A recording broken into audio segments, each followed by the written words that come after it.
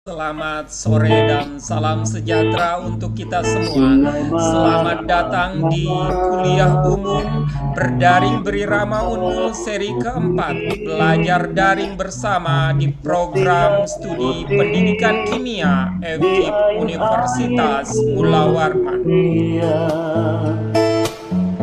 Perahu tambangan balarut banyu membawa orang bersinggah-singgah di jambatan dari hulu sungai Mahakam, tambangan bawah asal bumi. Selamat datang saya ucapkan kepada seluruh peserta, Bapak Ibu dosen dan para mahasiswa dalam berdaring berirama unmul seri keempat yang dilaksanakan oleh program studi S1 Pendidikan Kimia FKIP Universitas Mula Warman. Yang saya hormati Bapak Profesor Dr. Haji Muhammad Nur Hadi MSI. Yang saya hormati Bapak Heri Ramadan Shut selaku pembicara pada hari ini. Yang saya hormati Bapak Ibu dosen di lingkungan FKIP Universitas Mula Warman, dan tentunya yang berbahagia para peserta berdaring berirama unmul series keempat. Dan saya Sukemi selaku MC acara hari ini membuka acara ini, mengajak para peserta untuk membuka acara ini dengan membaca basmalah. Bismillahirrahmanirrahim. Di sungai Mahakam, kada heran balarut di sungai Mahakam. Ya, seperti yang sudah ada di layar screen para peserta, bahwa acara ini adalah berdaring berirama unmul seri keempat dengan mengangkat tema potensi madu keluluk sebagai peluang usaha. Namun sebelum acara dimulai, izinkan saya untuk membacakan tata tertib di mana nama akun Zoom peserta harus sama dengan nama saat pendaftaran. Peserta wajib mematikan pelantang suara selama pemaparan materi berlangsung. Pertanyaan dari peserta ditulis di kolom pesan dengan cara ketik nama, underscore institusi, dan dilanjutkan dengan pertanyaan. Peserta wajib hadir dari awal hingga akhir acara dan mengisi daftar evaluasi dan kehadiran. Sertifikat elektronik diberikan paling lambat H+7 kepada peserta yang hadir secara penuh, telah mengisi daftar evaluasi dan kehadiran, dan telah melakukan pembayaran donasi. Tautan daftar hadir dibagikan melalui kolom pesan pada akhir acara.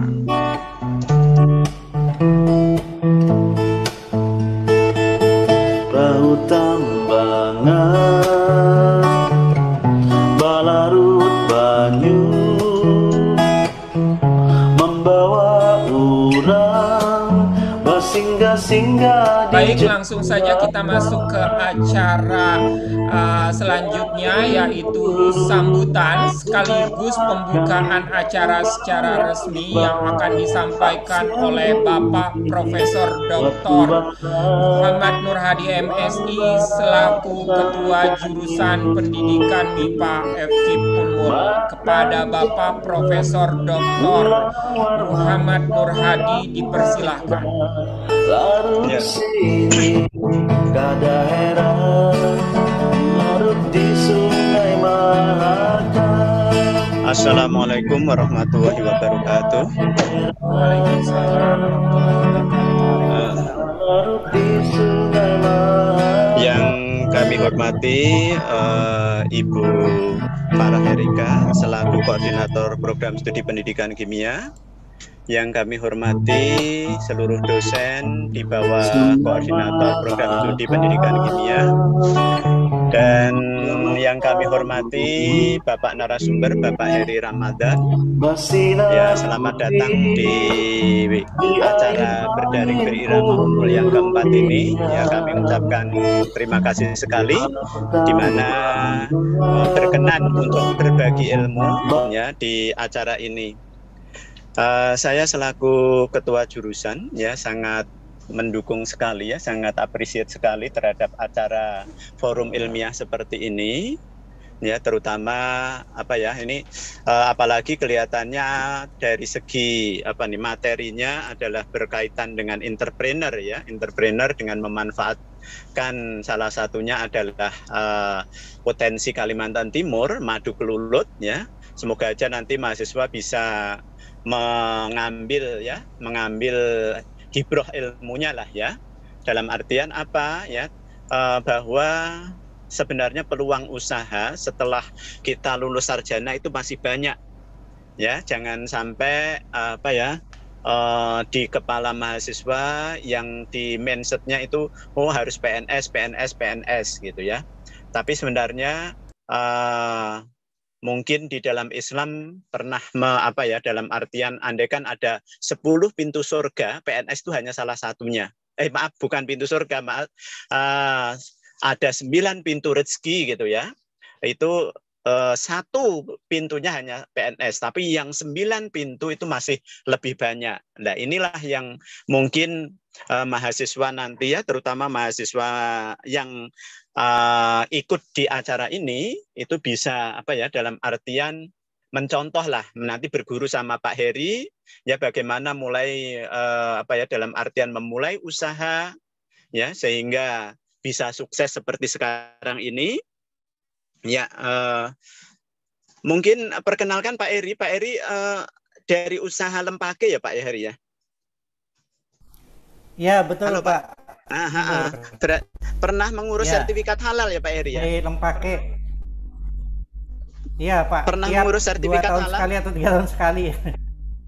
Oh iya, kebetulan saya kan di LP POM UI ya, salah satu auditor di LP POM UI ya. Semoga aja nanti juga ditularkan Pak Heri, terutama bagaimana anak-anak kalau misalnya mahasiswa berwirausaha, terutama jangan juga supaya berkah ya, jangan juga melupakan bahwa usaha kita harus halal, apa yang kita jual harus halal, caranya juga harus halal gitu kan. Nah, itu yang nanti semoga aja mahasiswa bisa mengambil ilmunya ke sana, bagaimana mencontoh kesuksesan Pak Heri merintis usaha ya mengenai berwirausaha lah, entrepreneur gitu. Karena apa? Sekali lagi saya selaku ketua jurusan selalu mendorong, karena apa, salah satu indikator akreditasi di program studi itu adalah salah satunya adalah berapa jumlah mahasiswa yang sudah bisa berwirausaha, baik masih mahasiswa aktif maupun setelah dia lulus. Itu yang dalam artian salah satu indikator yang harus diperjuangkan prodi supaya akreditasi prodi itu bisa meningkat gitu. Makanya saya sangat berterima kasih sekali terhadap panitia yang telah menggagas acara ini, di mana acara ini adalah sumbangsih ke depannya dalam waktu dekat atau dalam waktu yang akan datang bisa melahirkan, terutama adalah mahasiswa program studi kimia, itu bisa memunculkan entrepreneurship muda yang ibaratnya yang berhasil, yang tangguh menghadapi zaman gitu ya, apalagi ini masa COVID, di mana kita semua dituntut inovatif. Bagaimana kita berkreasi supaya ekonomi tetap settle gitu. Ya, saya tidak akan berpanjang lebar ya. Saya sekali lagi mengucapkan banyak terima kasih kepada panitia, koordinator prodi dan juga narasumber Pak Heri Ramadan khususnya. Ya, semoga aja dan seluruh peserta yang kami banggakan semoga aja bisa mengikuti acara ini dari awal hingga akhir. Ya, dengan mengucapkan bismillahirrahmanirrahim, Acara berdaring berirama Unmul yang keempat saya nyatakan dibuka. Ya, kurang dan lebihnya mohon maaf dari saya. Kami akhiri. Wassalamualaikum warahmatullahi wabarakatuh.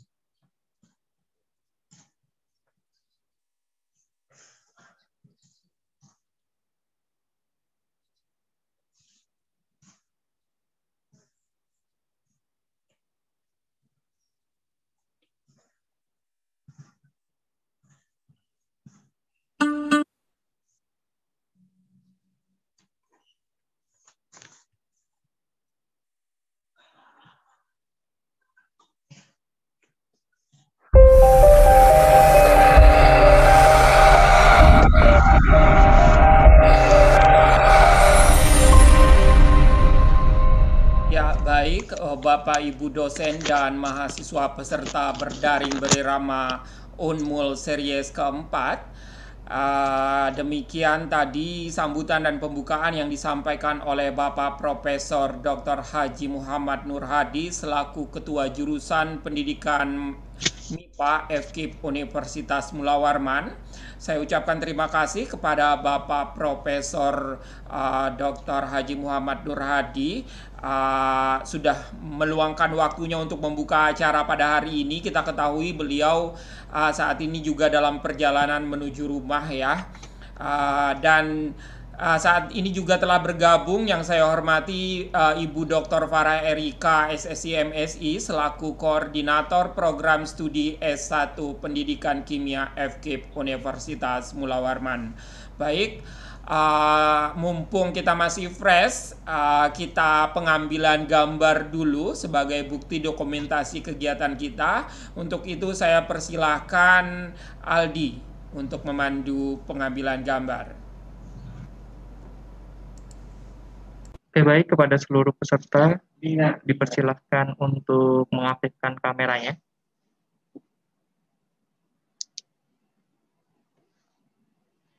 Ya baik, untuk slide pertama dari Bapak Sukemi, Pak Heri, Bu Farah, dan selanjutnya yang terakhir sampai yang terakhir digetin Rosi. Silakan untuk mengaktifkan kameranya.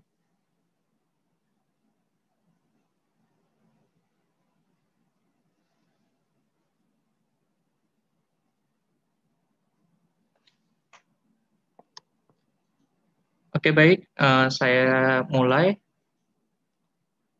1, 2, 3. Oke baik, untuk slide selanjutnya dimulai dari Yusliana Nut, Adinda Putri, Gina Kurnia, sampai Dini Novita. Dipersilakan untuk mengaktifkan kameranya. Oke baik, 1, 2, 3. Baik, slide selanjutnya dari Ahmad Awali, Yusuf Abdillah, Diano Pitasari, sampai Muhammad Rindoy. Dipersilakan untuk mengaktifkan kameranya. Oke, baik, 1, 2, 3. Dan untuk slide selanjutnya dari Elizabeth, Sarah Febriani, Lisa Aprilia, sampai Nirmala Trisna. Dipersilakan untuk mengaktifkan kameranya.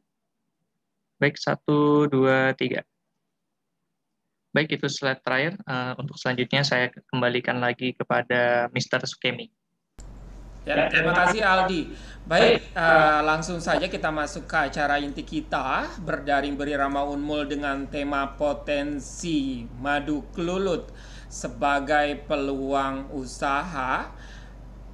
Ya, menghadirkan narasumber hebat kita ya, seorang lulusan sarjana kehutanan, founder Abihira Herba Center Samarinda, Kalimantan Timur. Mari sama-sama kita sambut dengan meriah Bapak Heri Ramadan Eshud. Assalamualaikum Pak Heri. Waalaikumsalam warahmatullahi wabarakatuh. Gimana nih, sehat? Alhamdulillah sehat walafiat. Suasana di Lempake gimana? Cerah? Ini cerah ini sore. Biasanya sore kemarin hujan ya. Iya, beberapa hari ini nampaknya mendung, hujan gitu. Alhamdulillah pada hari ini cukup bersahabat cuacanya ya. Ya, baik, langsung saja Pak Heri, jalur virtualnya saya serahkan ke Pak Heri untuk memulai materi. Baik, Assalamualaikum warahmatullahi wabarakatuh. Waalaikumsalam warahmatullahi Selamat wabarakatuh. sore dan salam sejahtera bagi para mahasiswa semua dan juga rekan-rekan yang ada di sini. Yang saya hormati Bapak Profesor Dr. Muhammad Nurhadi MSI, yang kami hormati Ibu Dr. Farah Erika SSI MSI, dan yang kami hormati juga Bapak Sukemi selaku moderator, dan juga teman-teman yang hadir di sini mengikuti acara Jubinar hari ini. Alhamdulillahirrahmanirrahim, segala puji syukur kehadirat Allah sehingga kita bisa memulai kegiatan acara hari ini. Baik, kalau di Fakultas FKIP MIPA ini seperti saya seolah-olah itu kembali nostalgia ke beberapa puluh tahun lalu waktu saya mahasiswa. Karena saya pernah waktu penelitian S1 itu pakai laboratoriumnya Fakultas Kimia di Fakultas MIPA. Ya, karena saya penelitian tumbuhan obat hutan dan kebetulan qadarullah waktu itu Pak Sudrajat pembimbing saya. Jadi saya di jurusan MIPA, pendidikan MIPA ya dulu ininya penelitiannya. Baik, mungkin saya langsung, tapi saya memperkenalkan diri dulu. Saya di sini selaku sebenarnya lebih fokusnya di Bukit Kelulut Lempake ya, salah satu peternakan kelulut kita gitu. Jadi salah satu grup di bawah Abira Herba Center. Mungkin langsung saja Pak ya, share screen dulu Pak ya, supaya ini ya.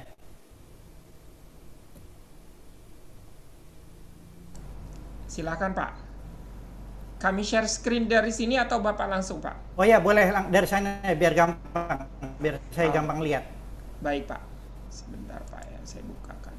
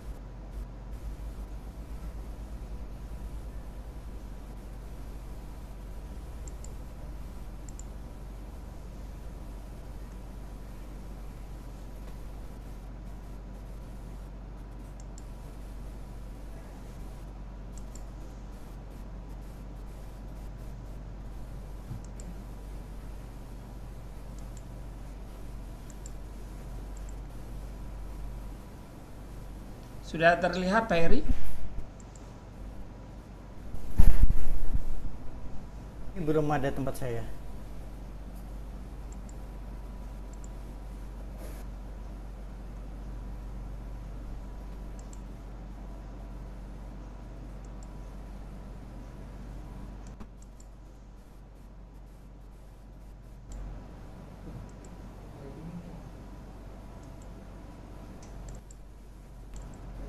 Bagaimana Pak Heri? Sudah terlihat?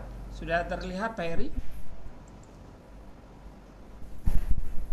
Sudah terlihat, sudah terlihat. Belum ada tempat Iya. saya. Silakan Pak dimulai. Pak. Slideshow aja ya.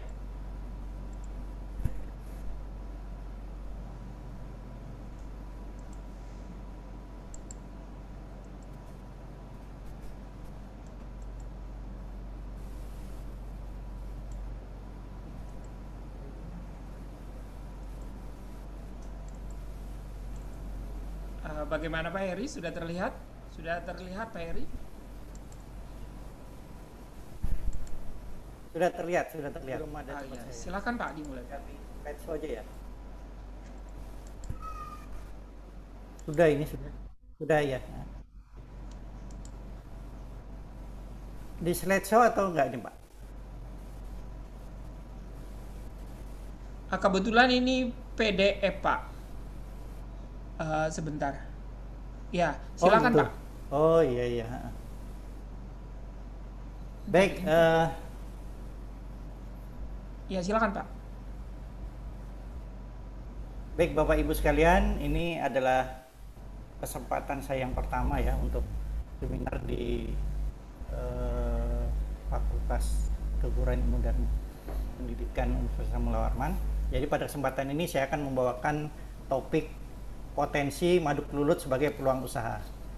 Nah, sebelumnya saya mau menceritakan dulu tentang pengalaman saya. Jadi saya ini mulai beternak lebah madu kelulut ini sekitar 3 tahun lalu ya, dari beberapa koloni, kemudian sekarang sampai mencapai 40 sampai 50 koloni.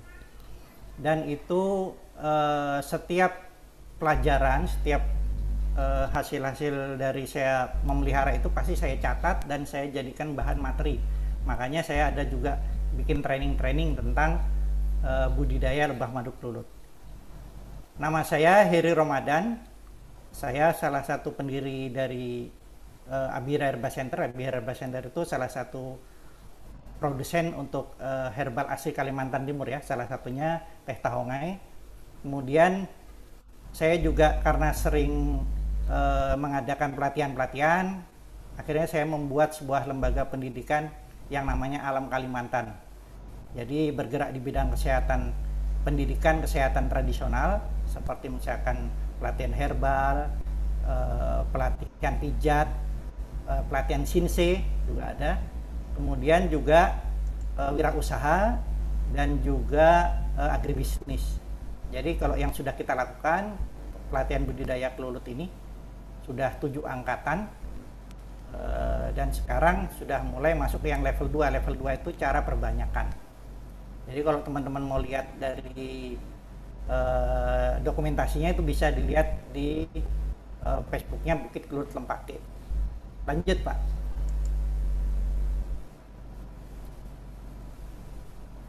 Di slide selanjutnya Pak. Baik ya, pokok bahasan kita kali ini adalah apa itu madu kelulut. Mungkin teman-teman banyak yang belum tahu, jadi mungkin kali ini akan kita bahas tentang madu kelulut itu apa sih. Karena tentu saja nggak semua orang tahu madu kelulut itu apa, karena ini sesuatu yang kalau saya survei beberapa kali ketika ngobrol-ngobrol tuh banyak yang apa sih madu kelulut itu, belum tahu apa bedanya dengan madu yang lain. Kemudian nanti kita bahas juga manfaatnya apa saja, kemudian bagaimana cara menghasilkannya, dan apa peluang usahanya. Nanti akan kita bahas. Baik, lanjut Pak.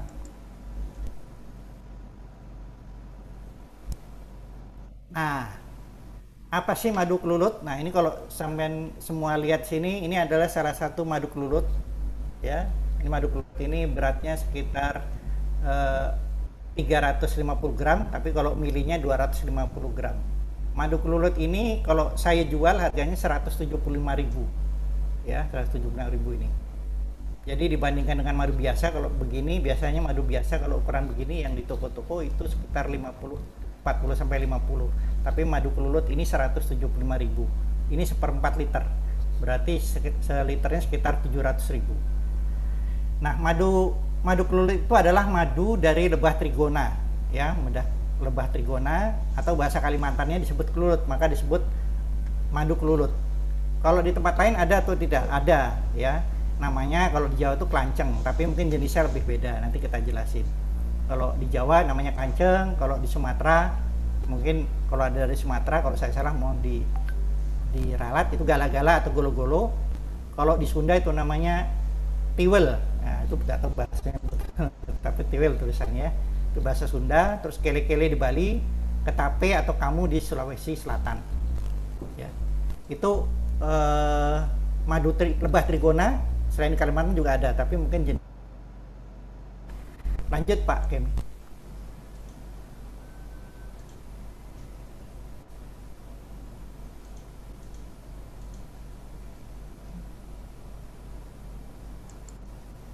Lanjut Pak. Baik, jadi sebelum saya jelaskan lebih dalam, jadi lebah madu ya, lebah itu secara garis besar itu ada yang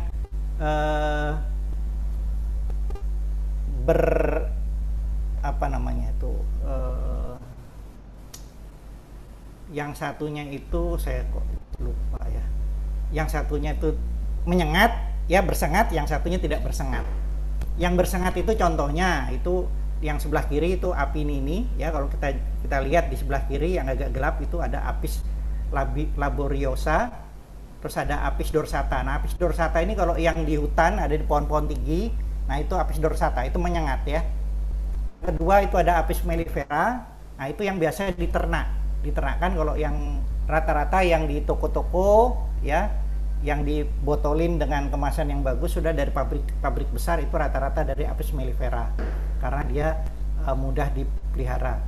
Nah, kemudian ada apis-apis yang lain ke bawah. Ada yang unik itu Apis cerana, itu juga lebah hutan ya, yang sekarang mulai dikembangkan lagi di Kalimantan juga, itu sudah bisa diternak. Jadi kalau tadi Apis dorsata itu di pohon-pohon tinggi, di hutan-hutan di Kalimantan, di pohon-pohon tinggi, di pohon banggeris ya. Nah, tapi kalau yang Apis cerana itu biasanya dia agak rendah ya, di sekitar kampung, di pohon-pohon rendah dia ada di situ. Jadi dia itu bersengat juga, dan dia saat ini sudah bisa diternakkan juga ya. Ada beberapa peternak di Kalimantan Timur ini yang sudah memelihara di sekitar rumahnya. Nah, yang kemudian yang tidak bersengat itu jenis Meliponini ya. Nah, ini yang kita sebut dengan kelulut ya. Dia nggak bersengat, jadi paling dia itu gigit ya. Jadi kalau teman-teman itu lihat misalkan di Kayu Kaulin, kalau yang di Kalimantan Timur sering lihat ada lebah-lebah kecil-kecil dekat itu kadang nyerang rambut. Nah, itu termasuk dari kelulut ya, lebah kelulut. Nah, yang di Kalimantan Timur yang diternak itu umumnya adalah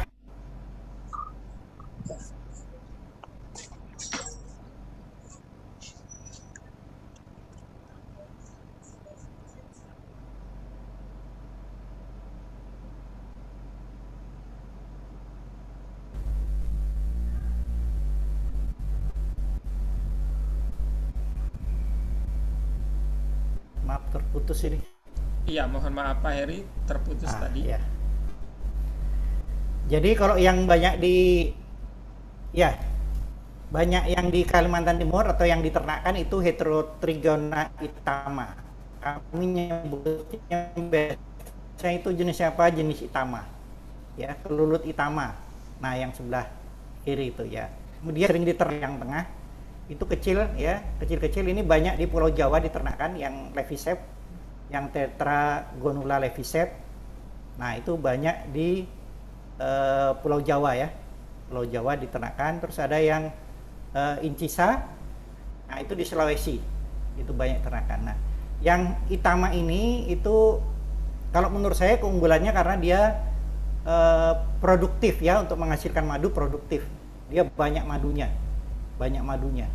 Jadi dan cara panennya pun gampang ya. Jadi tinggal disedot pakai mesin sedot, bisa keluar sudah madu murninya. Kalau yang jenis Levisep dan Incisa atau Biroy itu diperas. Nah, gitu. Jadi kalau Itama itu keunggulannya dia murni madu gitu. Jadi ketika sedot kita madu ya. Nah, penyebarannya di mana ya? Di sekitar Asia Tenggara banyak ya kelulut. Tapi kalau yang di Kalimantan itu banyak jenisnya, dan banyak yang pelihara ya, sumbernya juga banyak sebelum mendapatkan bibitnya. Lanjut Pak. Nah, saya langsung bicara ini ya, produk-produknya lebah kelulut. Jadi kalau bicara madu kelulut itu satu bagian aja. Jadi sebenarnya kalau dari lebah kelulut itu ada 3 produk utama ya yang bisa dihasilkan dia. Jadi jangan dikira kita itu ketika pelihara lebah kelulut itu hasilnya cuma madu. Nah, tapi ada 3 produk, ada 2 produk lain, yaitu tadi madu kelulut. Jadi kalau yang digambar itu yang di atas ya, paling atas itu dari lubangnya itu ini gambar di dalam kotak ya. Jadi itu ada bulatan itu, ada bulatan. Nah, di situ nanti yang kita sedot. Nah, kita sedot madu pakai alat penyedot. Itu madu semua itu di dalam itu. Nah, ini kalau Pak Kemi pernah ini dulu nyedot ini. Nah, kemudian ada lagi di bawah yang kuning-kuning, itu adalah polen. Nah, ya. Polen ini vitaminnya tinggi ya. Jadi kalau ada teman-teman riset juga bagus tuh. Polen itu tinggi. Dia kalau dari segi kesehatan itu dia untuk nambah gizi ya, terutama untuk kesuburan, terus juga untuk ibu hamil bagus sekali karena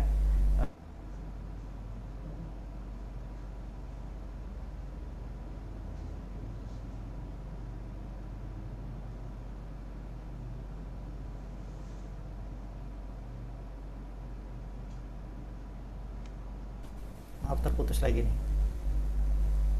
Ya, ada polen ya, polen yang kuning-kuning itu, kemudian ada propolis. Ya, propolis itu kalau dari lebah kelulut itu biasanya untuk bahan bangunan dia, tapi sebetulnya ketika diolah dia bisa propolis yang jadi obat. Jadi kalau teman-teman pernah tahu propolis ya, yang di kotak itu kan harganya bisa sampai 100.000, sampai kalau yang MLM 300.000, kalau nggak salah 10 mili. Nah itu. Nah ini yang produk-produk dari lebah kelulut itu sendiri. Lanjut Pak. Nah, manfaat madu kelulut apa?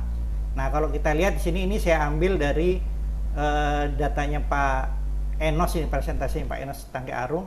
Itu ada antibakteri, ya ini kalau madu secara umum. Madu secara umum antibakteri, anti radang, antioksidan, anti diabetes, anti kanker, gangguan saraf, saluran pencernaan, anti hiperlipidemia, mengatasi kardiovaskuler, luka, sistem reproduksi, dan termasuk penyakit mata ya.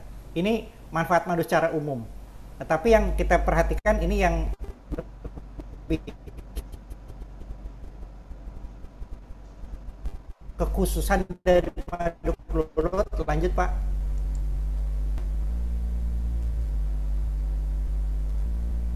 Nah ini kita lihat perbandingannya ya terkait dengan zat aktifnya. Coba teman-teman bandingkan antara madu kelulut dengan madu lebah bersengat ya, yang jenis-jenis apis. Nah kita lihat misalkan contohnya ini rata-rata dia lebih banyak ya, yang sering kita dengar quercetin saja ini, yang B misalkan itu berapa kali lipat dari madu biasa. Nah teman-teman yang dari kimia pasti kan kalau antioksidan quercetin sering dengar ya quercetin. Nah ini hampir 15 kali lipat ya, 13 sampai 15 kali lipat. Makanya kalau bagi saya sih nggak heran apabila teman-teman atau konsumen saya itu ketika dia merasakan kemudian dapat kesan yang terasa, itu nggak heran karena memang dia antioksidannya untuk quercetin aja sudah tinggi begini ya. Belum lagi ini contohnya yang saya kenal ya, ini kalau teman-teman mungkin kenal semua kan dari kimia, Kaempferol misalkan. Kaempferol ini kan menahan atau menghambat salah satu enzim yang akan masuk ginjal itu, dia menahan supaya nggak jadi sorbitol. Nah gitu. Jadi kalau Kaempferol ini kita konsumsi, nanti enzim itu akan terhambat, tidak keluar, maka gula darah kita itu yang seperti penderita diabetes yang tinggi itu nggak jadi sorbitol, jadi nggak merusak ginjal. Nah ini saja itu sudah berapa kali lipatnya, 4 kali lipat dari madu biasa. Belum lagi yang lain ya, kayak kumarik asid. Ini teman-teman nanti cari literaturnya tuh manfaatnya apa, ini dia berkali-kali lipat. Nah inilah yang jadi keunggulan dari madu kelulut ini ya, dan ketika dirasakan pun teman-teman nanti akan insya Allah merasakan kok lebih terasa ya. Lanjut Pak.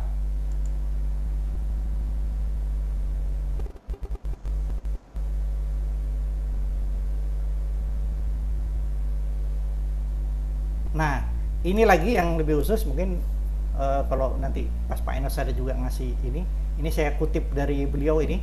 Jadi madu kelulut ini bisa untuk mencegah dan mempercepat recovery dari penyembuhan COVID-19 ya. Dan memang ketika rame-ramenya kemarin bahkan sampai sekarang ini ya, ini kebutuhan untuk madu kelulut ini cukup besar ya.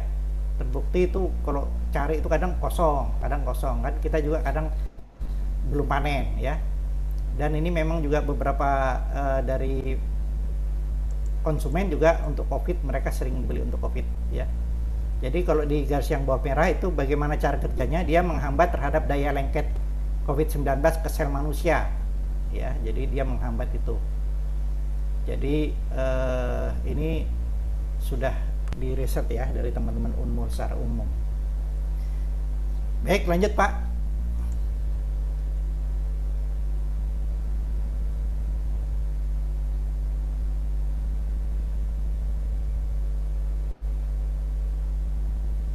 Nah, ya.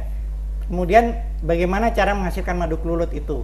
Yaitu dengan cara budidaya lebah kelulut itu sendiri ya. Nah, ini kalau di gambar ini teman-teman PKL. Ini di tempat kami itu ada mahasiswa PKL ini sudah 2 angkatan untuk PKL di tempat kami ini dari Fakultas MIPA ya, dari jurusan kimia. Jadi kalau teman-teman juga nanti mau PKL boleh di tempat saya. Salah satunya ini kalau kemarin kita beri herbal, pengolahan herbal dan ternak madu kelulut, kemudian kita pelajari cara optimasi Instagram, kemudian kita cari secara penjualan digital marketing. Nah, ini mereka semua ini baru berakhir selama 40 hari mereka ya. Nah, ini mereka lagi panen madu. Lanjut Pak.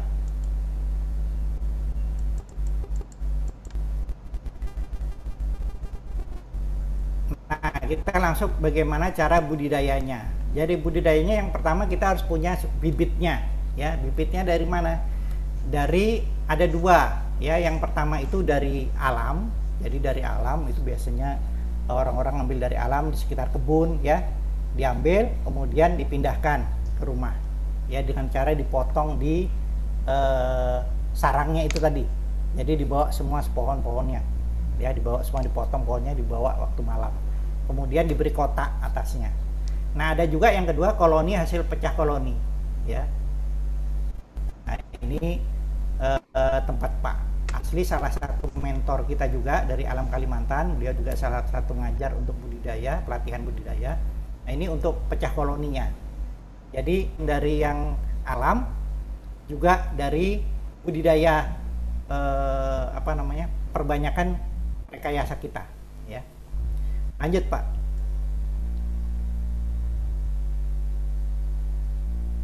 Nah, setelah tadi diambil dapat bibit, kalau yang dari alam terus kayak apa kalau kita di Samarinda? Biasanya di sini kita beli ya.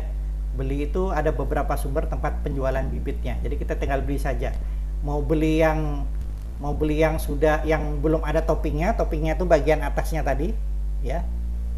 Kemudian atau yang masih batangan saja, nah itu harganya berbeda-beda. Jadi ada yang siap panen juga bisa. Tinggal beli, oke Pak, kita beli yang siap panen yang sudah naik topping, nah itu bisa juga ada ya.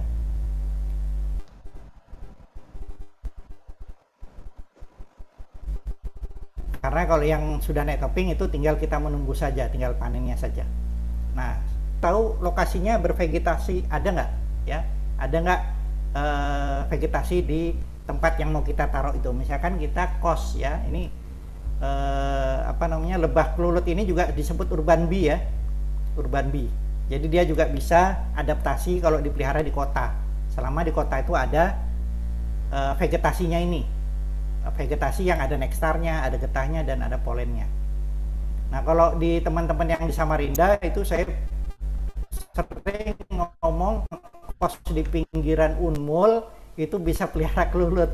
Jadi kalau sampean itu pengen tiap bulan panen itu tinggal panen aja karena cukup menghasilkan ya. Ini madu ini. Nah, atau juga di daerah Air Hitam itu ya, di daerah mana depannya yang grosir itu. Nah, di situ kan banyak pohon-pohon, ada kelapa, lapangan kelapa dikitari oleh kelapa. Nah, kalau kos di situ juga itu menguntungkan karena biaya kos dengan hasilnya mungkin nyambung, karena makanya lebah kelulut ini sering disebut ATM bagi teman-teman peternak karena dia tidak diapa-apain, ditinggal, kemudian aktif di tempat lain, tahu-tahu 1 bulan tinggal panen. Nah, itu makanya dia disebut juga sering ATM ya. Jadi ketika tadi sudah ada bibitnya, kita bawa harus di tempat yang ada nektar, ada getah dan ada polen. Radiusnya 500 meter. Jadi teman-teman tinggal lihat aja kalau misalkan di rumah atau tempat kos-kosan, oh saya mau pelihara satu nih. Nah, lihatlah 500 meter di sekitar kita apakah ada bunga di situ. ya, apakah ada getah di situ, atau kalau yang gampang kan kok ada kelapa nggak di sekitar kita, yang gampang itu. Kalau kelapa itu ada getahnya, ada polennya. Ada pinang nggak, ya, pohon pinang-pinangan yang hias itu kan, itu banyak juga. Makanya kalau teman-teman di stadion itu sering ada, kalau yang bunga itu banyak sekali itu kelulut di situ, ya, banyak kelulut. Nah itu saya tahu itu salah satunya punya, ada salah satu peserta didik kita waktu pelatihan itu, dia di daerah TPRI itu dia punya beberapa koloni di situ. Jadi sangat gemuk sekali karena banyak pakan, ya, kalau di sekitar stadion, apalagi sekitar Unmul banyak juga. Kemudian yang penting syaratnya kedua ada lokasi yang bervegetasi, ya. Jadi gampang, ada bibitnya, ada bervegetasi. Kemudian kita pelihara sudah di situ. Ya. Lanjut, Pak. Nah, ini cara-cara kalau misalkan vegetasi kita atau tanaman kita di sekitar kita itu mungkin ada, tapi kok hasilnya kurang-kurang. Maka kita biasanya kalau sudah punya gitu, rajin nanam. Ya, oh kalau gitu saya perlu banyak tanaman. Nah, ini tanaman-tanaman yang bisa cepat menghasilkan bunga, ya. Jadi kalau yang kayak pukul 9 atau krokot itu kan gampang itu, kita tanam bisa 2-3 hari dia sudah ada yang mekar. Nah, itu bisa untuk hariannya. Kemudian bunga kertas itu kan kalau kita sebar itu bisa 2 bulan sudah bunga. Jadi untuk 2 bulan sudah bisa kita bisa dihisap oleh lebah. Kemudian yang di atas sudah ada Cantostemon, ada jarak Batavia. Nah kalau Cantostemon itu dia berkala bunganya, ada kira-kira 2 pekan sekali bunga. Nah kalau yang jarak Batavia ini terus berbunga terus, dia selalu berganti. Satunya itu layu, nanti bunga lain muncul. Nah yang selalu berbunga baik hujan atau kering itu Antigonon ini. Ya ini kalau para peternak nyebut air mata pengantin. Air mata pengantin. Makanya ini biasanya itu tanaman yang favorit untuk peternak lebah kelulut, ya air mata pengantin ini. Karena kalau hujan pun mereka nggak jauh-jauh cari makan, mereka akan datang ke situ.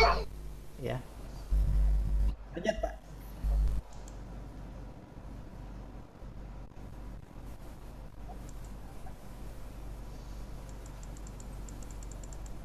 Lanjut slide-nya, Pak. Nah, yang pertama sudah ada sumber bibitnya, kemudian ada lokasinya yang syaratnya ada vegetasinya. Yang ketiga, nangani hamanya saja, ya. Kalau sudah ada ditaruh tempatnya, tinggal kita cara nangani hamanya. Hamanya apa? Itu semut, ya. Tapi kalau yang baru biasanya diserang. Tapi kalau yang sudah lama, sudah kuat, dia masih bisa bersanding. Tapi lebih bagus lagi kalau kita tanggulangi. Biasanya di bawahnya kita kasih oli supaya dia tidak naik, ya. Kemudian cicak, nah itu hamanya juga. Cicak tapi makan satu-satu aja. Paling dia satu lebah itu 1 hari sudah kenyang. Jadi sebetulnya nggak terlalu pengaruh, ya, nggak terlalu pengaruh. Begitu juga dengan walet, ya. Walet itu juga makan lebah, tapi dia itu di tempat terbuka. Ketika lebah itu kelulut itu terbang di tempat terbuka, baru dia bisa ngambil, ya. Jadi nggak terlalu pengaruh. Nah yang agak cukup riskan itu supaya kita rajin-rajin kontrol koloni kita itu ini laba-laba, ya. Karena laba-laba ini nggak dimakan langsung, tapi dia menjerat, ya, dipasang di pinggirnya koloninya itu, dia pasang di situ. Nah nanti tinggal lengket semua di situ. Kalau kita jarang lihat atau katakanlah nggak pernah dilihat selama sebulan, siapa tahu ada, nah bisa lengket semua di situ lebah kita. Nah itu juga bisa mengurangi, ya. Jadi salah satu kasus juga itu, salah satu teman itu juga punya pengalaman, dia jarang mendatangi, tahu kok habis, ternyata nggak jauh dari situ ada sarang laba-laba dan di situ sudah banyak yang sering kesangkut di situ. Ya jadi itu aja anunya, apa tuh namanya, secara garis besar itu. Nanti kalau lebih rinci bisa di pertanyaan, ya. Lanjut, Pak. Nah setelah kita pelihara tinggal panen. Nah, panennya pun gampang, nggak repot. Jadi kalau misalkan teman-teman yang nggak punya alat ya pakai suntikan, tapi lama sekali tuh suntikan tuh kita sedot saat lama. Tapi biasanya kalau teman-teman mahasiswa itu kan ini kreatif ya, ini kayak saya ini kreatif, ini ngambil dari sedotan galon itu, air galon itu, nah itu saya manipulasi, jadi saya balik aja, yang dari kalau air galon kan dari dalam keluar, nah itu saya balik arusnya, saya pindah dinamonya, jadi yang dari luar masuk. Nah, jadi tinggal saya kasih pipa, tinggal saya sedot aja. Nah, itu. Kemudian polen ya, ini teman-teman mahasiswa juga itu yang panen. Nah, ada polen, kemudian ada propolis juga dipanen. Ya. Mudah, gampang, nggak perlu pakai APD ya. Nggak perlu pakai, ini sarung tangan aja supaya lebih higienis. Itu. Lanjut, Pak. Nah, ini peluang usahanya gimana? Ini di slide terakhir nggak usah. Peluang usahanya, jadi nilai ekonomisnya ya. Yang pertama, kalau kita pelihara kelulut kan produksi madu yang jelas. Produksi madu itu kalau di satu koloni itu bisa, kalau pakannya bagus itu satu koloni bisa satu begini ya. Satu koloni bisa satu begini. Itu kalau bagus. Tapi kalau misalkan awal-awal biasanya setengah aja. Biasanya setengah ini aja. Setengah botol, jadi sekitar 125 mili ya. Jadi makanya kalau mau pelihara itu coba dulu tes satu, kalau dia penuh berarti nambah lagi satu, artinya vegetasi kita itu cukup ya. Kemudian madu itu yang paling gampang ya, karena banyak yang butuh, tinggal kita sedot, tinggal kita jual. Bahkan kalau misalkan itu yang kita tahu penjualnya dia pelihara itu agak susah. Nah, kalau teman-teman di sini pelihara gitu, tahu teman-teman punya, nah biasanya itu sudah ada yang pesan, nanti kalau kamu panen pesan ya, jadi tinggal catat aja kita, tinggal catat aja. Nah, itu salah satu karena sekarang ada fasilitas internet marketing ya, ada lebih gampang lah, ada Facebook segala macam. Nah, kemudian produksi olahan polen. Nah, polen ini yang jarang, kalau teman-teman lihat kan jarang. Peluang teman-teman yang berminat itu untuk mengolah polen jadi suatu bentuk jadi ya. Kalau di Jawa mungkin banyak karena dia sudah bikin kapsul segala macam. Dan tadi saya dari Balai POM kedatangan tempat saya juga, ternyata sekarang cara mengurus untuk obat tradisional juga lebih gampang. Jadi insya Allah teman-teman yang mau berwirausaha itu lebih mudah ya di era sekarang. Kemudian ada propolis. Nah, olahan propolis ini juga kalau teman-teman kan tahu itu yang satu tadi gambar satu kecil segini itu sekitar 100.000. Kalau yang MLM itu sampai 300.000 kalau tidak salah ya, besaran segitu. Nah, itu juga peluang ya, peluang kalau peluang untuk kita kembangkan jadi olahan. Selain kita beternak sendiri ya bisa juga teman-teman juga bermitra dengan teman-teman, karena saya ada komunitas. Terus sebaran kelulut ini dari yang saya training itu misalkan di Kabupaten Pasir itu kemarin ada 2.000-an koloni yang di situ. Tapi itu kurang ya, itu kurang untuk memenuhi kebutuhan. Bahkan kemarin sempat cari-cari juga dengan kita tanya untuk menutupi kebutuhan teman-teman yang masarkan. Jadi ini peluangnya sangat bagus sekali. Propolis juga tadi ya. Nah, itu dari olahan langsungnya itu yang kita juga punya manfaat nilai ekonomi yang cukup tinggi. Kemudian nilai ekologi. Jadi kalau teman-teman yang jadi sambilan aja pelihara kelulut, punya kebun ya, mau buahnya banyak ya pelihara kelulut. Nah gitu, buah dapat, kelulutnya dapat. Nah biasanya kan kalau yang ibu-ibu dosen atau PNS itu biasanya punya kebun. Nah untuk rekreasi masih kan punya kebun biasanya. Nah itu alangkah bagusnya juga pelihara kelulut, karena nanti bunganya itu banyak jadinya ya, atau halaman yang ada rambutannya, ada belimbingnya. Kalau pelihara kelulut dia nanti lebih banyak ya. Selain itu kita juga sering nanam kan, nilai ekologinya tinggi. Nah kemudian juga nilai sosial. Ini kita bisa juga nilai sosial yang ekonomis bisa untuk edukasi, ya, untuk edukasi. Di tempat kami itu, makanya kami mendirikan lembaga pendidikan alam Kalimantan itu salah satunya untuk pelatihan-pelatihan itu, pelatihan kelulut, ya, kemudian kunjungan-kunjungan. Jadi mereka melihat edukasi dan bahkan ada keluarga untuk rekreasi. Dia Pak, saya mau panen sendiri. Nah, mereka bilang begitu. Berapa? Nah, jadi kita sebutin berapa, nanti Bapak ambil panennya, nanti kita tunjukkan yang mana yang penuh, nanti mereka sama keluarganya panen sendiri, kita siapin alatnya. Nah, itu kalau bagi masyarakat di kita itu butuh yang begitu-begitu saat ini. Ya, mereka nggak perlu yang terlalu, tapi mereka bawa keluarga, mereka merasakan sensasi nyedot madu kelulut itu yang mungkin jarang mereka dapatkan. Nah, itu peluang-peluang usaha kita, nanti bisa kita elaborasi lebih lanjut ya. Baik, ini salah satu foto peserta training angkatan pertama. Jadi kalau dilihat ini masing-masing ada wirausaha semua ini. Ini yang paling kiri itu punya pemotongan sapi ya di Tanah Merah, hampir puluhan itu. Kalau ada yang nomor 2, ada yang dari kiri ya, nomor 2 Betopi itu. Nah, beliau itu punya kebun durian di Bontang ya, sekitar 6 hektar. Dan hasilnya sudah disuplai ke market ya, di mini market di Giant segala macam kalau tidak salah. Nah, yang sebelah itu ada Bapak juga, itu punya yang saya sebut, itu punya ternak kelulut sekarang di dekat stadion di sebelah atas. Beliau juga guru. Nah, kemudian di sebelahnya itu rata-rata sudah punya kelulut semua, sudah berkembang, alhamdulillah rata-rata punya. Mungkin materi saya sampai di sini, yang ini kita lanjutkan Pak Sukemi untuk kita tanya jawab. Terima kasih Pak. Ya, baik, terima kasih Pak Heri ya atas presentasinya yang sangat menginspirasi ya buat para mahasiswa untuk menjadi wirausahawan muda dengan memanfaatkan potensi-potensi yang ada di sekeliling kita, khususnya dengan beternak madu kelulut. Ya, bagi para peserta yang ingin bertanya boleh menuliskan pertanyaan di kolom chat dan nanti saya akan membacakan pertanyaannya.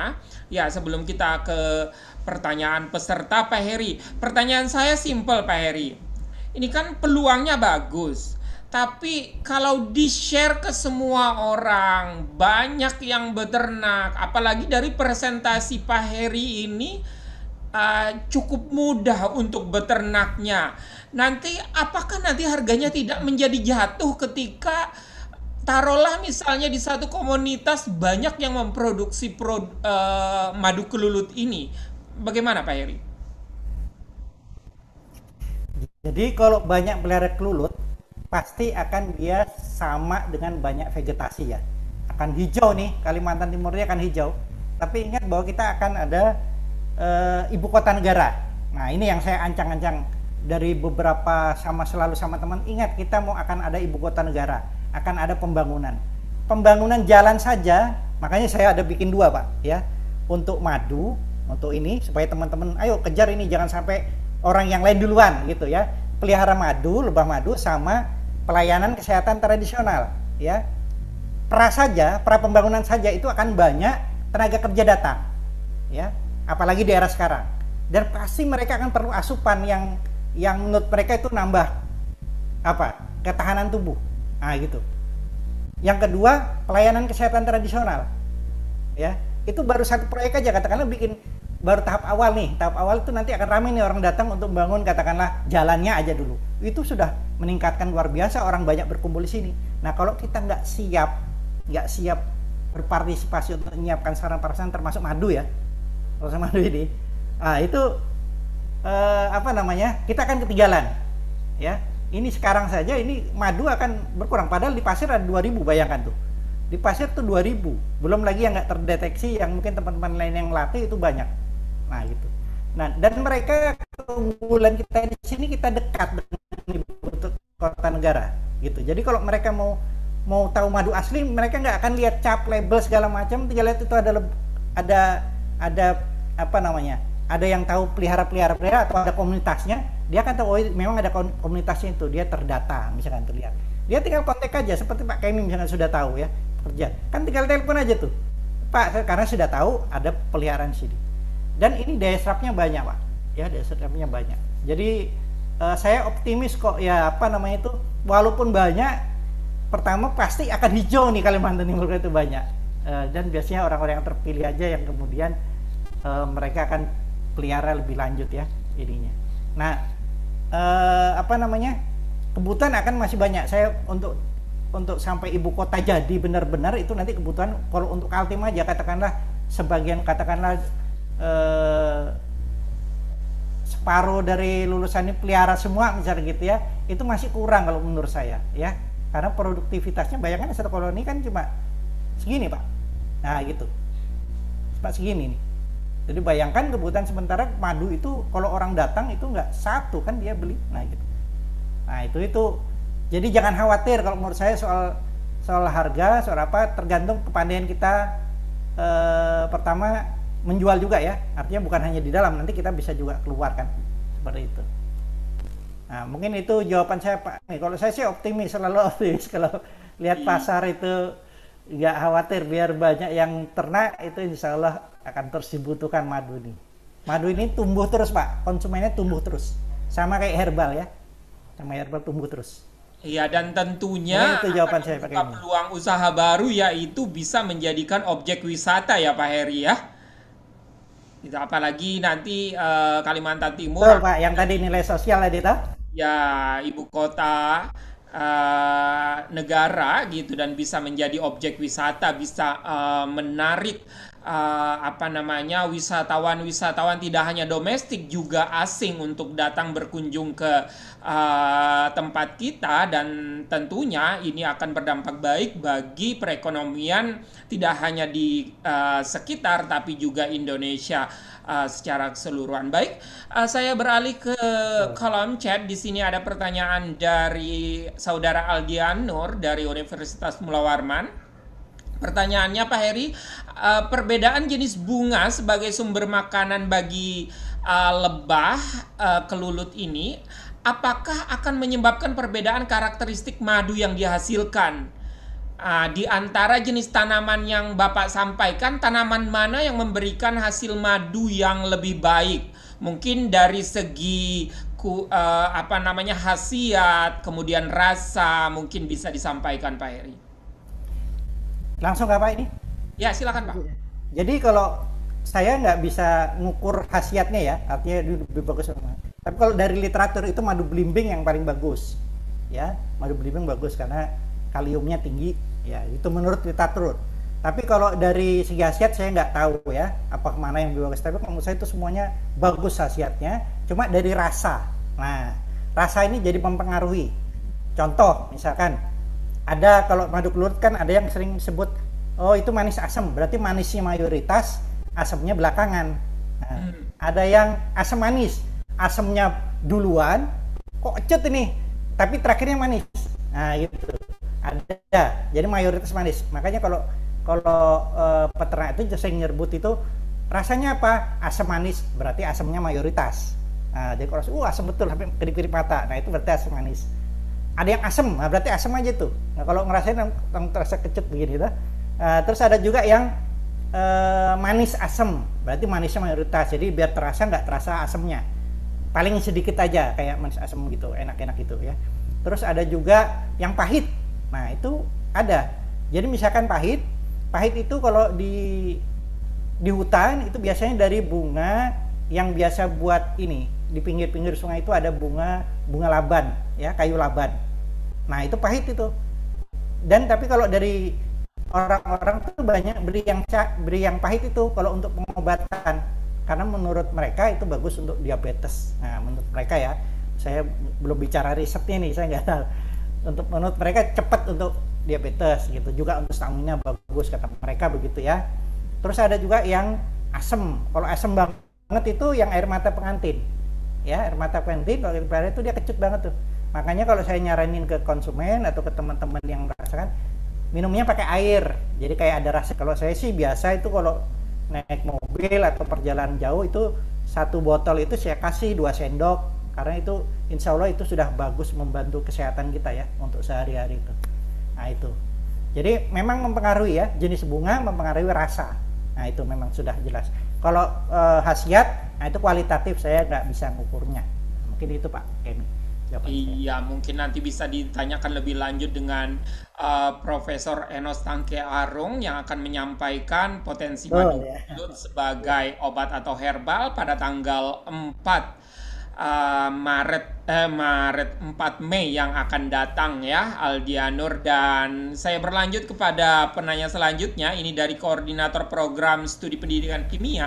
Nampaknya ini sangat berminat ini untuk menyulap halaman rumahnya untuk menjadi taman bunga ya. Ibu Para Erika, pertanyaannya adalah berapa modal awal untuk usaha ini Pak Heri? Apakah perlu keahlian keterampilan khusus untuk berternak kelulut ini? Misalnya harus ahli apa begitu Pak? Silakan Pak. Iya, kalau setiap kita melakukan sesuatu memang harus ahli ya Pak ya. Harus ahli dulu, minimal ahli memelihara. Jadi harus minimal ada orang yang ngasih saran cara peliharanya. Nah, tapi kalau di kita kan ada teman-teman yang sudah tahu, bisa dari seperti beginilah. Ini kita bisa tanya, nanti kayak apa Pak kalau saya baru beli? Oh, berarti tanamannya sudah ada nggak? Lihat sekitar 500 meter ada tanamannya ini Pak. Oh ya bisa, itu satu koloni dicoba dulu gitu. Nanti nggak perlu keahlian khusus, yang penting tahu tata caranya. Nanti kan bisa bertanya. Biasanya kalau kita beli itu sama yang jual kan kita selalu komunikasi, tanya ini gimana setelah tempat kita, nanti akan dikasih saran tempatnya begini nah, gitu. Terus harganya bervariasi ya. Kalau di tempat kami itu yang sudah full artinya dipindah tinggal panen, nah gitu. Dari tempat kami dipindah ke tempat saya tinggal panen itu 1,5 juta. Ya, mohon maaf Pak Heri, bisa kalau panen tuh mungkin bisa setengah ini sudah satu ini ya. Jadi ya, halo? Mohon maaf Pak Heri, ya, bisa diulang tadi harganya yang berapa? Full, oh harganya kalau yang full Pak ya, yang full isi madu, ya. Sudah ada madunya tinggal kita panen, itu 1,5 juta. 1,5 kisaran ya? Antara 1 juta sampai 1,5 juta.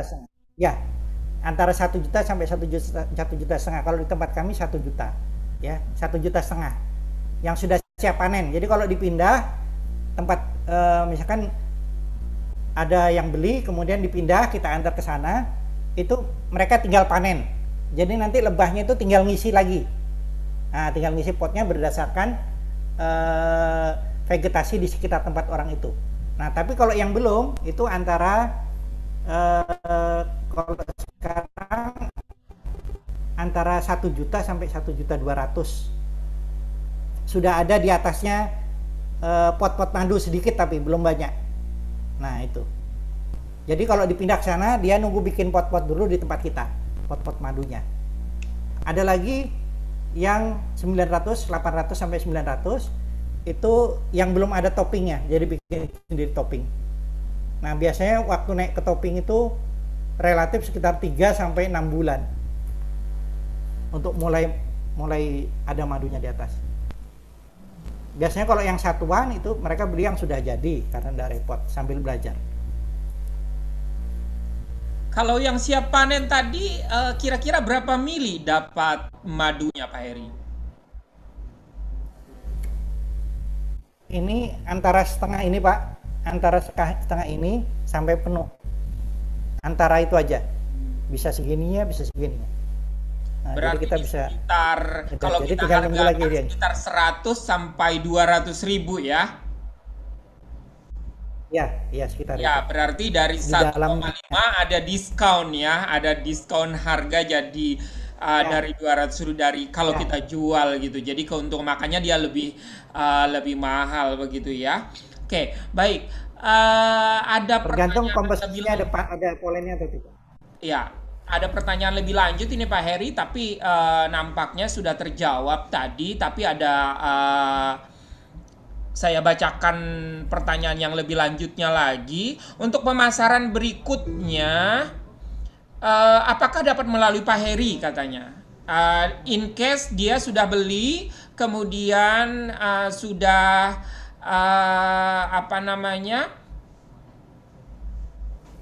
Ya, intinya untuk pemasaran berikutnya, apakah bisa melalui Pak Heri? Ya. Ya, kalau kita nanti ada komunitasnya, Pak. Nanti kalau misalnya beli, nanti kita invite di komunitas. Nah, di komunitas itu yang selalu cari biasanya, ada madu kah? Nah, gitu. Nanti terdeteksi tuh, itu punya satu di sana. Satu itu paling paling kan satu botol ini maksimum sebulan. Kalau dia tambah banyak vegetasinya paling bisa sampai dua. Kalau kalau gede banget ya, anunya apa, koloninya sudah besar banget. Nah, itu saling cari-cari aja nanti di dalam komunitas itu, Pak. Karena masing-masing juga ada penjual kan. Nah, itu. Pertanyaan saya, Kalau Pak, tempat kita juga berapa kebutuhan kadang lama? cari juga. Pertanyaan saya, Pak, berapa lama untuk bisa pecah koloni, Pak? Kalau dari segi biologisnya kan itu dia 22 bulan. Kalau dari awal sekali itu kan dia sudah bisa bertelur-bertelur. Ah, bertelur-bertelur. Nah, biasanya yang ketika toppingnya itu, ketika telurnya naik, baru telurnya itu yang bisa dipecah koloni. Ya, itu bisa sampai 6 bulan lah, Pak, 6 bulan pertama. Tapi kalau sudah pernah dipecah, nanti dia nggak lama 3 bulan tuh sudah bisa ada lagi. Ya, tergantung di situ sehat atau enggaknya koloninya.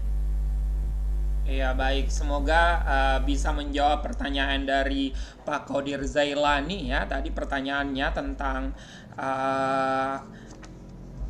sebenarnya pertanyaan juga sudah terjawab tadi dengan jawaban-jawaban Pak Heri sebelumnya. Dan kembali lagi saya ingatkan kepada para peserta yang ingin bertanya lebih lanjut bisa menuliskan pertanyaan di kolom chat ya, sambil menunggu pertanyaan dari peserta. Satu pertanyaan saya yang selalu saya ingin tanyakan kalau ketemu Pak Heri nih. Kalau saya punya lahan, including dengan bangunan, gitu ya, hanya 10 kali 20, gitu. Apakah memungkinkan Pak Heri untuk berternak madu kelulut? Kalau 10 kali 20 kemungkinan, karena yang penting itu, Pak, tangga kita 500 meter kita lihat dulu. Jadi nggak bisa lihat ukurannya. Ukuran itu kan cuma tempat saja, tempat koloninya saja. Tapi kita lihat 500 meternya. Nah, gitu. Tetangga kita bagaimana? Tetangga kita. Biasanya kalau di komplek kan ada itu tanaman, ada kelapa. Kelihatan tuh ada kelapa. Bisa kita lihat kira kelapa ada sekian, sekian. Nah, berarti bisa. Tinggal kita 10 kali 20 itu, tinggal kita perbanyak yang tanaman-tanaman booster yang saya sebutin tadi, kayak air mata pengantin, itu kita tanam sekitar situ, pagarnya kita bikin untuk air mata pengantin. Insya Allah itu bisa, Pak, ininya. Tapi kalau misalkan dalam 500 meter tidak ada sama sekali tanaman, kalau saran saya jangan. Kalau saran saya jangan, nanti kasihan kelulutnya ya. Lebih bagus kita kalau misalkan 500 meter tidak ada sama sekali, kita tanam dulu air mata pengantin. Ya, di 200 meter itu kita tanam, dan kita cuma pelihara dua dulu. Kalau itu sudah bunganya sudah gemuk, terus kita tanami bunga-bunga yang lain tadi, kita pelihara dua dulu, dilihat hasilnya. Kalau hasilnya bagus, tinggal kita tambah lagi. Tapi kalau misalkan tetangga kita belum ada punya, kita bisa kasih bibit-bibit bunga ke teman tetangga itu. Tapi jangan bilang kita mau buat makan kelulut kita kasih aja bibit air mata pengantin, karena bagus kan dilihat. Biasanya orang tanam. Nah, orang tanam kan bukan karena dia mau dimakan kelulut, tapi atas dasar keindahannya mereka tanam. Nah, dengan begitu kita bantu orang juga untuk menghijaukan daerah. Nah, begitu. Benar. Ya. Iya. Baik Pak Heri, saya pernah juga melihat beberapa, mungkin kenalan Pak Heri, salah satunya di Lempake kayak gitu. Dan ada satu jenis lebah kelulut itu dia masuk trigona gitu. Maksudnya masuk yang kecil-kecil itu, tapi dia bersengat. Jadi untuk panen itu kita harus menggunakan APD gitu. Memang sengatannya tidak setajam sengatan yang lebah apis gitu. Nah, kalau dari pengalaman Pak Heri gitu, dari segi kualitas madu yang dihasilkan dan produktivitasnya dibanding dengan yang Pak Heri sampaikan tadi, itu bagaimana perbandingannya Pak Heri? Nah, kalau yang itu kemungkinan ya, tapi sebetulnya itu dia tidak bersengat ya, tapi agresif. Ya, agresif. Itu kemungkinan incisa ya. Kemungkinan incisa. Jadi dia memang untuk untuk produksi madunya, dia kalau menurut saya itu masih kalah dengan Itama ya. Tapi kalau untuk produksi propolis, dia unggul. Gitu. Jadi kalau kita mau produksi propolis itu yang incisa tadi ya kita pelihara. Gitu. Tapi dia itu agresif, memang yang agresif. Jadi kita memang harus pakai APD.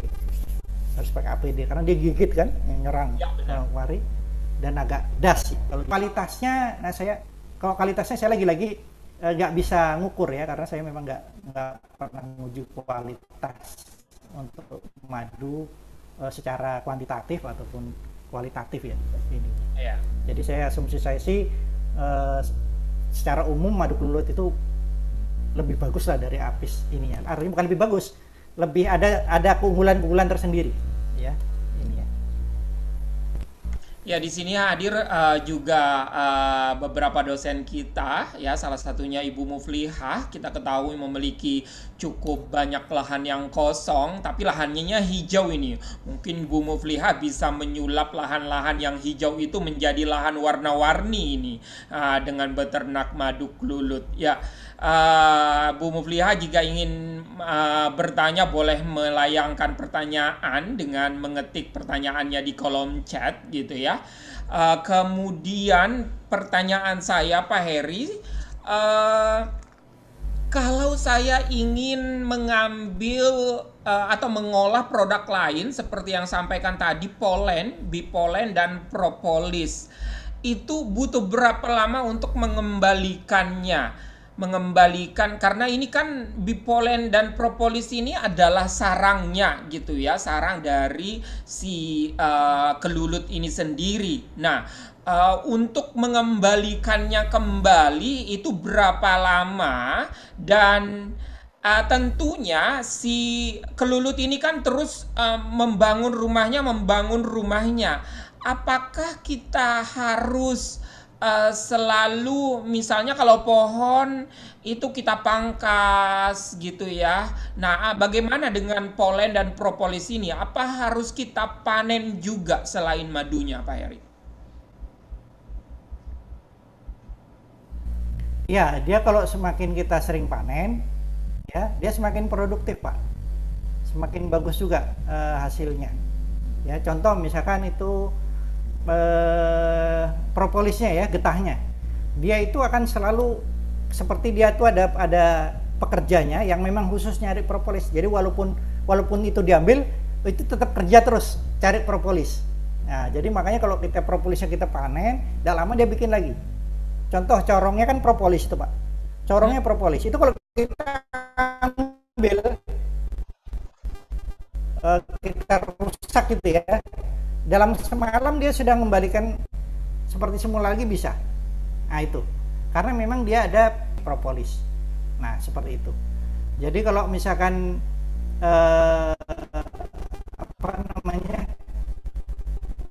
bangunan atau segala macam, dia akan terus ngambil kayak seperti madu tuh kita ambil dia akan terus cari madu tetap, tapi jadi tambah banyak di topping gitu. Misalnya kita katakanlah sudah penuh nih toppingnya, nggak panen nih bulan ini, nah nanti dia akan tambah banyak Pak di dalam itu, karena lebah itu dia nggak akan berhenti kerja, dia akan selalu kerja, dan dia kerjaannya itu kerja cerdas ya.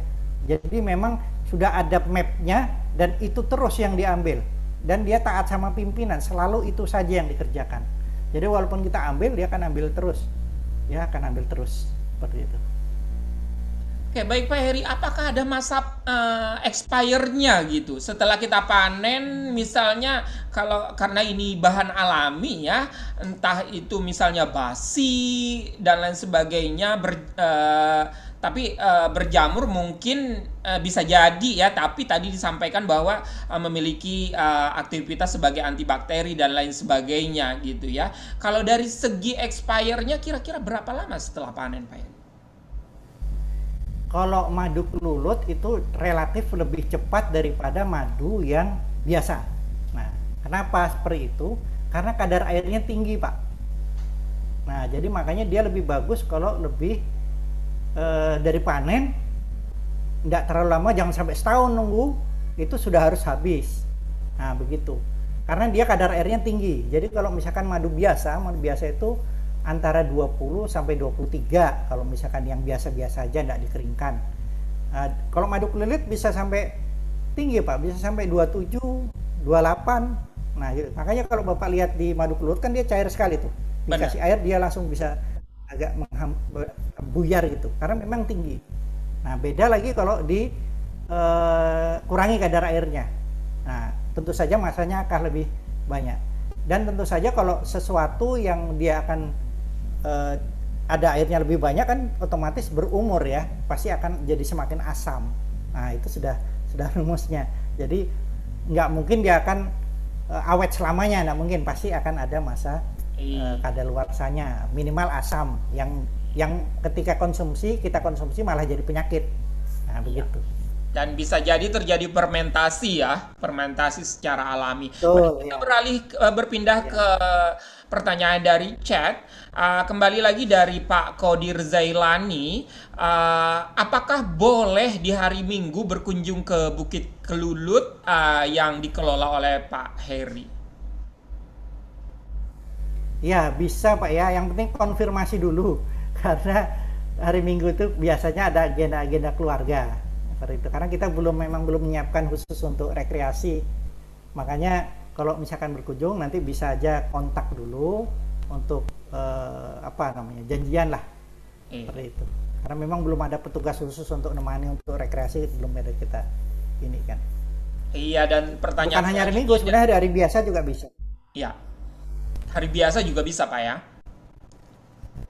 Iya, ini pertanyaan selanjutnya. Ya, yang penting itu janji dulu, siapa tahu saya. Iya, pertanyaan selanjutnya dari Bu Muflihah. Nampaknya Bu Muflihah tertarik ini untuk menyulap lahannya hijau menjadi warna-warni. Nah, cuma pertanyaannya adalah tadi kan Pak Heri menyinggung tentang hama gitu. Apakah monyet itu salah satu menjadi hama dari madu kelulut? Gitu. Ya, Pak Heri mungkin bisa dijawab. Iya, salah satu Bu ya.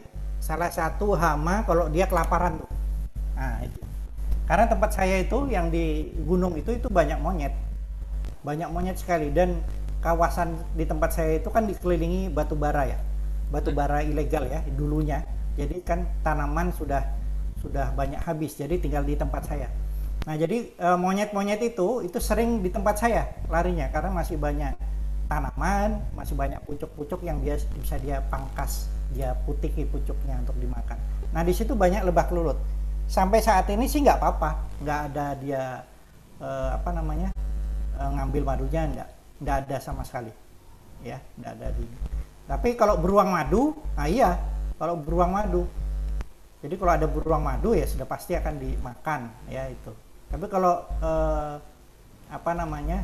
kalau monyet itu secara langsung dia enggak, karena dia punya bulu ya, punya bulu itu kalau dia diserang tuh kan kayak manusia, dia pasti akan nyerang di bulunya monyet itu. Paling dibuat mainan dia mungkin iya, jadi digoyang-goyang begini, dibuka, dilempar-lempar. Nah, itu biasanya yang lapar ya, yang masih ada gerombolan banyak terus mereka panik segala macam, biasanya suka begitu. Tapi kalau yang kayak tempat saya itu kan banyak juga gerombolan, tapi dia nggak pernah sekalipun ganggu punya saya. Nah, itu. Jadi sebetulnya bukan hama lah menurut saya. Baik. Mungkin itu Pak. Pertanyaan terakhir Pak Heri, mengingat waktu kita juga nampaknya keasikan nih diskusinya, akhirnya lebih 1,5 jam. Ini adalah pertanyaan terakhir. Kalau saya ingin membawa mahasiswa saya berkunjung ke Bukit Kelulut yang dikelola oleh Pak Heri ini di masa pandemi ini, berapa maksimal jumlah mahasiswa yang diperbolehkan? Dan langsung saya tanyakan ini, perlu biayakah Pak Heri untuk berkunjung? Maksud saya kita mau panen langsung, memberikan pengalaman langsung kepada mahasiswa, merasakan bagaimana menyedot madu langsung dari potnya, dari sarangnya, merasakan bagaimana sensasi asamnya, merasakan bagaimana tekstur propolis dan bipolennya yang langsung dari sarangnya, Pak Heri. Ya, kalau di kita Pak, itu kalau misalkan mau berkunjung dalam jumlah besar, itu kalau di masa pandemi ini 20 sampai 25 masih bisa Pak, karena kan di tempat terbuka. Terus kita ada aula juga, aula yang memang biasa kita buat pertemuan-pertemuan itu 25, 30 cukup ya, dengan berjarak itu bisa.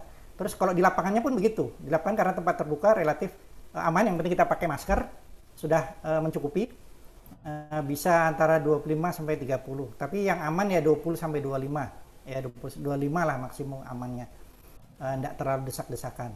Nah kalau biaya kunjungannya sih enggak ada, cuma kalau cuma untuk ngetes sampel aja, terus panen sampel pas kita ada ya nggak usah bayar, itu aja. Karena memang kita niatkan untuk pendidikan. Nah, itu, Pak. Iya. Ya, terima kasih Pak Heri atas waktu 1 jamnya telah hadir bersama kami dalam Berdaring Berirama Unmul series keempat. Harapannya semoga satu lagi Pak Kemi. Ya? Satu lagi. Ya, jadi nggak harus warna-warni Pak. Jadi tanaman itu nggak hanya dari bunga menghasilkan nektar. Jadi ada yang dari pucuk-pucuk. Nah, jadi kalau ada tanaman liar dicoba aja dulu bisa. Iya, dan akasia itu dari pucuknya kan? Iya, dan saya dapat informasi juga bahwa damar itu juga jadi salah satu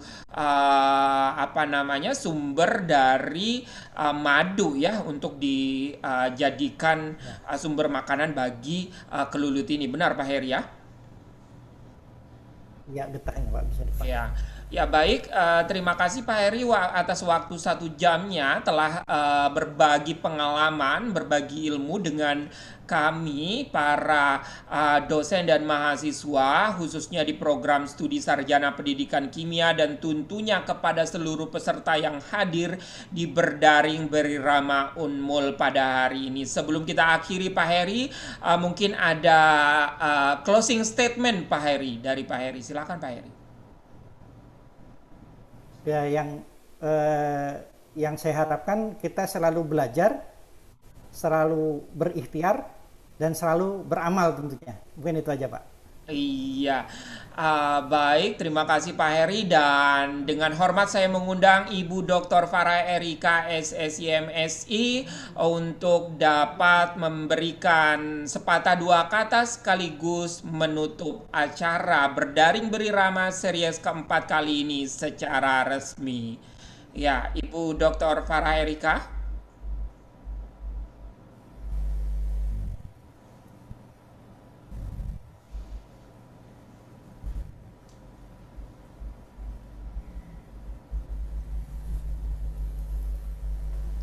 Ya, nampaknya belum tersambung. Ibu Dr. Farah Erika.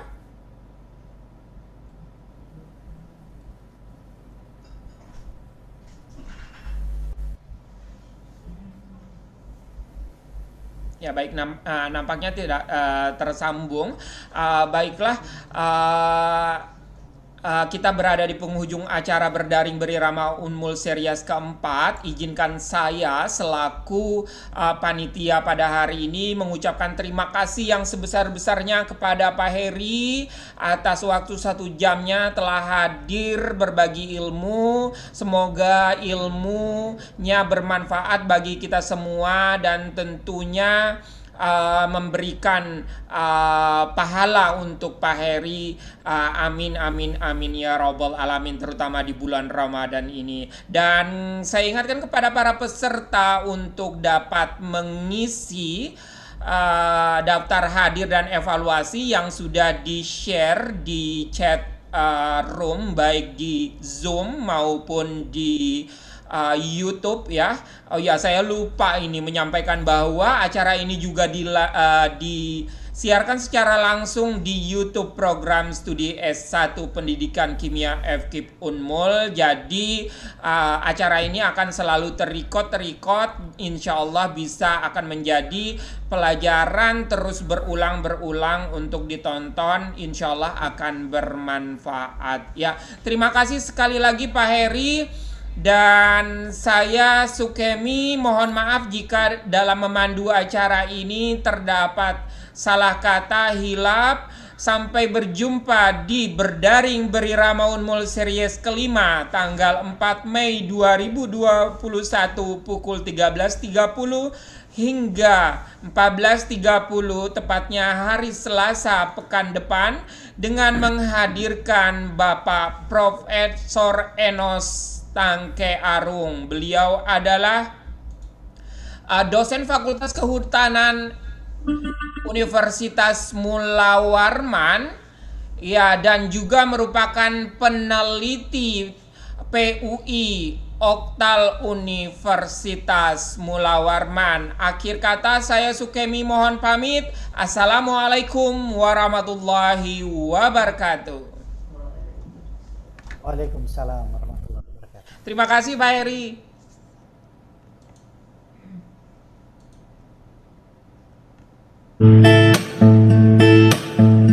Sungai Mahakam pemecah bui, bersinar putih di ayun angin purung dia, perahu tambangan balarut banyu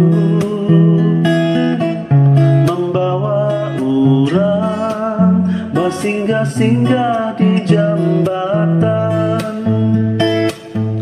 dari hulu Sungai Mahakam tambangan bawah akar bumi, batu bara, jembatan kayu.